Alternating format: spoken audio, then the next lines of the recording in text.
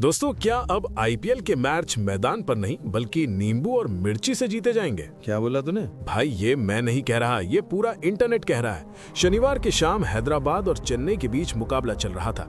चेन्नई को जीत के लिए एक बड़े स्कोर की दरकार थी और क्रीज पर थे शिवम दुबे, वो खिलाड़ी जो अकेले दम पर मैच पलट सकता था। लेकिन तभी स्टैंड्स में बैठे एक फैन ने नींबी पर कुछ फूका, कुछ मंत्र पढ़े और अगली ही गेंद पर Dubey ji clean bowled. Social media पर कोहराम मच गया कि भाई ये तो ब्लैक मैजिक है।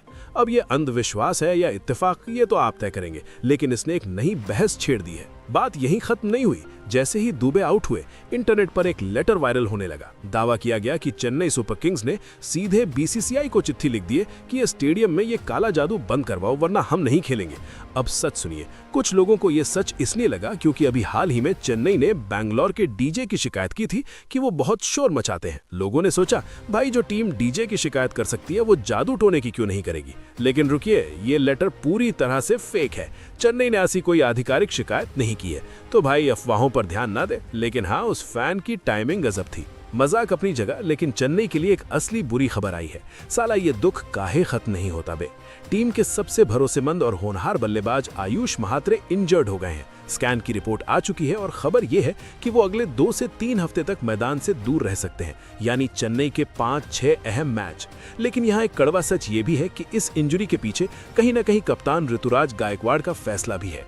जब आयुष को चोट लगी तब वो ऋतुराज के साथ ही बैटिंग कर रहे थे। कमेंटेटर्स बार बार चिल्ला रहे थे कि इन्हें रिटायर्ड हर्ट कर दो, बाद में खिला लेना, लेकिन आयुष लंगड़ाते हुए रन भागते रहे। नतीजा, चोट और बिगड़ गई। जो इंजरी 2 मैच में ठीक हो सकती थी, अब वो सीजन के बड़े हिस्से पर भारी पड़ गई है। ऋतुराज भाई, थोड़े बेहतर डिसीजन मेकिंग की उम्मीद थी आपसे। वैसे बैकअप के तौर पर उर्मिल पटेल तैयार है, उम्मीद है वो इस मौके को भुनाएंगे। चलिए बात करते हैं कल के मैच की। लखनऊ बनाम पंजाब। लखनऊ ने टॉस जीतकर पहले बॉलिंग चुनी। शमी ने पहली ही गेंद पर प्रभसिमरन को आउट किया तो लगा कि लखनऊ हावी होगी, लेकिन उसके बाद जो हुआ उसे शास्त्रों में त्राहिमाम कहा जाता है।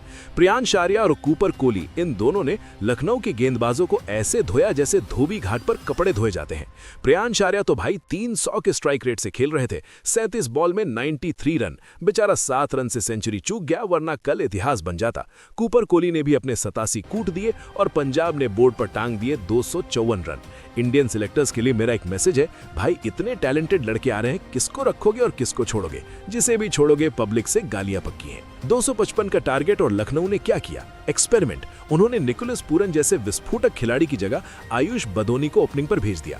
पावर प्ले में स्कोर था 60 रन। अरे भाई, जब 250 चेस करना हो तो 60 रन से क्या होगा? ऋषभ पंत और मिचेल मार्श ने कोशिश जरूर की, लेकिन रिक्वायर्ड रन रेट इतना बढ़ गया था कि हिमालय चढ़ने जैसा काम था। लखनऊ मात्र 200 तक ही पहुंच पाई और 54 रनों से मैच हार गई। पंजाब अब पॉइंट्स टेबल में टॉप पर है और इस टूर्नामेंट की इकलौती ऐसी टीम है जिसे अभी तक कोई नहीं हरा पाया है। तो दोस्तों, क्या पंजाब इस बार ट्रॉफी ले जाएगी और क्या चेन्नई इस इंजरी संकट से उभर पाएगी? कमेंट में अपनी राय जरूर दीजिए।